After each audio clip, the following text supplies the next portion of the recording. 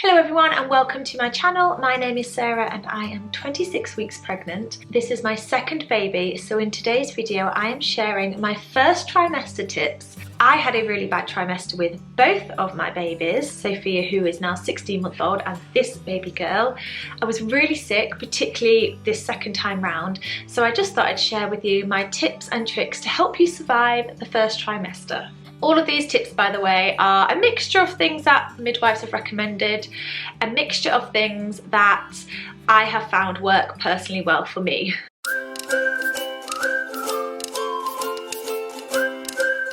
Tip number one is take your prenatal vitamins. It's really important that you start doing this as soon as you find out you're pregnant. If you're trying for a baby, then you might be taking folic acid before anyway, but in the first trimester, if you're really sick, you're obviously losing a lot of fluid, a lot of the food you're eating, so you need any kind of vitamins you can get. This is one of the first things the midwives will ask you when you're pregnant is, are you taking your vitamins? I've used PregnaCare before and I'm currently on some that the midwives gave me. Anything that's just got all of the vitamins in that you need for pregnancy. You can get them from your healthcare professionals, from your midwife team, sometimes for free. I got these ones for free in a little package. Sometimes you can buy them. You used to be able to buy them at the children's centres, but I don't know what's happening with that now. But if not, I would recommend PregnaCare. They seem to be like the most popular ones. They're not super cheap, but you can buy them in bulk and things like that. Tip number two is to get peppermint oil to smell. In fact, any kind of peppermint is great, but particularly peppermint oil to smell. This is something I researched a lot in my first pregnancy, and I just got a little vial from Holland Barrett in the UK, and I just sort of smelt it. I would put it on like cotton pads and smell. Sometimes I put it on my pillow to smell before I went to bed, particularly when I was feeling sick in the evening. Just really helps for some reason with the nausea. If you have a diffuser, like we have a diffuser thing where it's like oil diffuser, then maybe pop some in there just to get that peppermint smell. I don't know what it is about peppermint, but it seems to really work, and it worked for me. Didn't take away the sickness. These are not things that are going to completely take away the sickness, but they just help to alleviate it and help you to feel a bit more comfortable. So peppermint oil is a great one. It goes a long way. You don't need many drops to get the smell. It's quite a strong smell. There's just something really comforting about it when you're feeling really nauseous or if you're being sick a lot. This leads on nicely to tip number three, which is mints to suck. So any kind of mint to suck, mint imperial, the extra strong mints if you can stomach that, but I had to have mint imperials available at all times during my first trimester, particularly when I went back to work, which was about halfway through my first trimester, and I was still being really sick, often at work, and I had to have them in my cupboard. I'm a teacher, so I have like a teaching cupboard, and I would just go in and just have them at any opportunity I could, and it just helped to keep the sickness at bay. And the same here, I would have chewing gum, like minty chewing gum. Spearmint worked well. I had them in my car, like I still have them. I'm still in the habit of having them now. But mints to suck them slowly. They just seem to really work. I know in my first trimester, I had like a mixed bag of mints, and the humbugs, mint humbugs, if you know what they are, they worked really well because they lasted quite a long time, and then I just kind of chewed them at the end. So yeah, I don't know again what it is. I don't know if it's about the saliva that it produces, but mints work really well. My fourth tip is to get some comfy leggings or just like tracksuit bottoms or something, but leggings, because even in the first trimester you tend to start bloating and sort of get a little like swelling, and it's not early enough for maternity clothes, like they're far too big.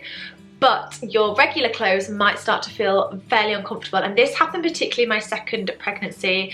I think I started like showing a little bit earlier. I wasn't ready for maternity clothes, but I was definitely uncomfortable in my jeans. The other thing you could do is the elastic band trick, but you just want to be comfortable, especially if you're sick. I was in bed for a good solid month with this pregnancy. I felt so ill. It was like having the flu, except I was sick all the time. There were so many days where I just spent the entire day in bed. I also had really bad migraines as well, so bedbound was how I would describe my first trimester. And the leggings were just comfortable, and it's just something that If you're in your pajamas, that's fine, they're comfortable, but sometimes it's nice to like feel like you're getting dressed, even if you're just going from comfortable pajamas to comfortable leggings. So now Primark's back open, get yourself to Primark, get some in the next size that are going to last you through the first trimester and into the second trimester until you're ready to get some proper maternity leggings. The next thing is figure out your snacks and buy them in bulk because in the first trimester you go off food so quickly and so easily, and it's horrible. I couldn't have so many foods in both of my first trimesters, but the second trimester I learned to basically figure out what it was I wanted and buy them in bulk, and then when that changed I just got the next snack I fancied. I particularly liked these like chocolate covered cereal bars. They're called brunch bars, like Cadbury brunch bars. They worked really well for me. Crisps. I had a crisp craving, particularly salt and vinegar Monster Munch. I think I've mentioned this in previous videos, and that is what I lived off. I'm not kidding you, some days I had like 5 or 6 packets of crisps and nothing else. Because if that's all you can eat, then you need to eat whatever it is you can eat. So you need to eat a lot of it. And the worst thing is if you run out, because then when you're feeling really sick or you're feeling nauseous and you know that that's the thing that's going to help you and you've run out, it's a nightmare. In your first trimester, you need to eat regularly because it does help to keep the sickness at bay. So every hour you need to be having a snack really. Well, that was my personal experience. If I left it too long, I got in a vicious cycle. And this is something from the first pregnancy that I learned in this sort of for the second one. If I left it like a few hours, I would start to feel really sick, and then I wouldn't want to eat, and then I would be sick, and then it was just a vicious cycle. So the best days that I had were when I could manage to eat regularly. Crackers are good as well. They didn't really do much for me, crackers, but they're good as well. You know, have some dry crackers, particularly have snacks in your bedside drawer so that if you wake up in the night or in first thing in the morning before you even get out of bed, you can just have some crackers, and hopefully that will keep away that early morning sickness. One snack that worked really well this pregnancy is ice pops. They just really went down a treat. Not anything really strong, just simple like orange ice pops, particularly like the kiddie ones, like the sugar-free kiddie ones. They work really well for me, and my friend who's pregnant as well, she also said ice pops were her saviour in the first trimester, so get some ice pops in the freezer. The sixth tip is a nice one. This is just get a pregnancy journal. I did this in the first pregnancy, and it's just nice to look back on. It's nice to have, to kind of see what you were feeling each week, how you're feeling, put your bump pictures in and all of that.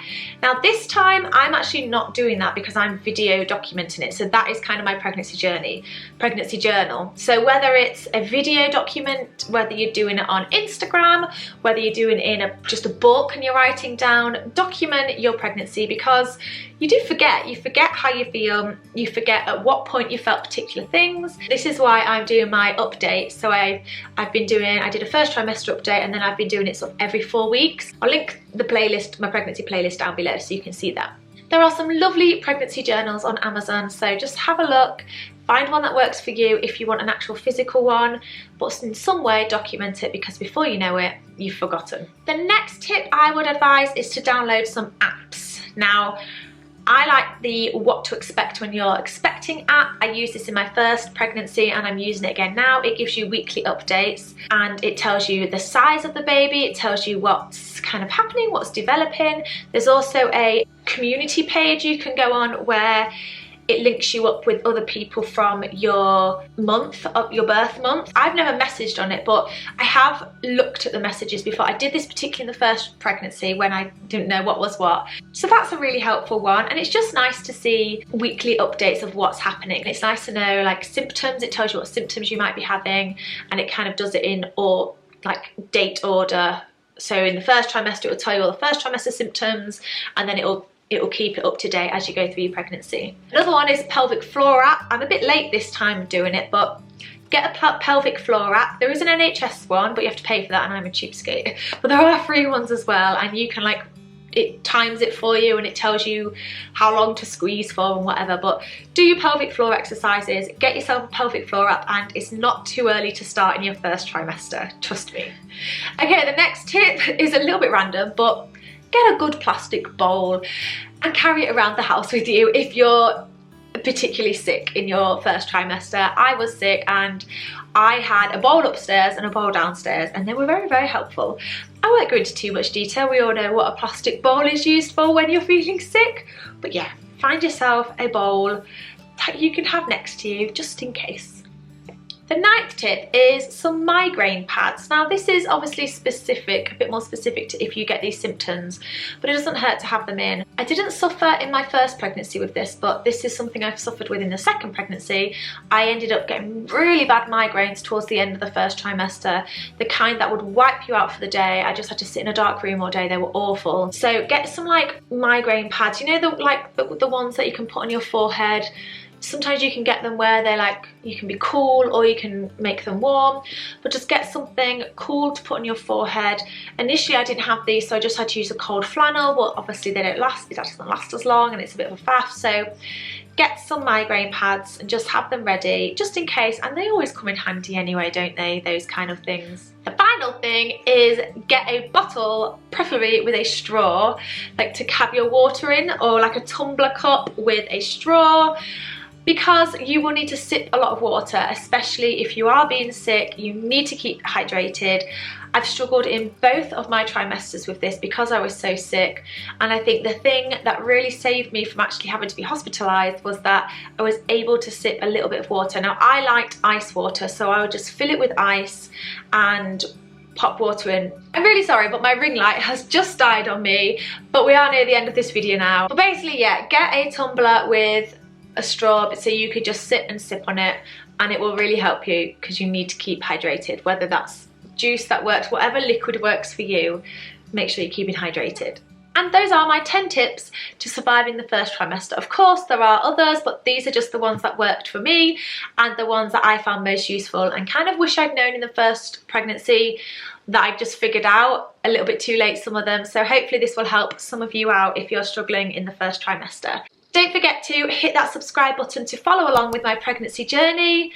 As I become a mother of 2, I will have 2 under 2. There's going to be 18 months between my 2 girls, which is crazy but very exciting. And thank you so much for watching. If you like this video, then please hit that like button so I know to do more pregnancy updates, more pregnancy videos. I'm thinking of doing a second trimester must-have as well, because each trimester is so different and you have different things that you need. If you want to follow my day-to-day life, then head on over to my Instagram, where I pretty much post stories every day and reels and play ideas and things like that. Thanks for watching, guys. Bye!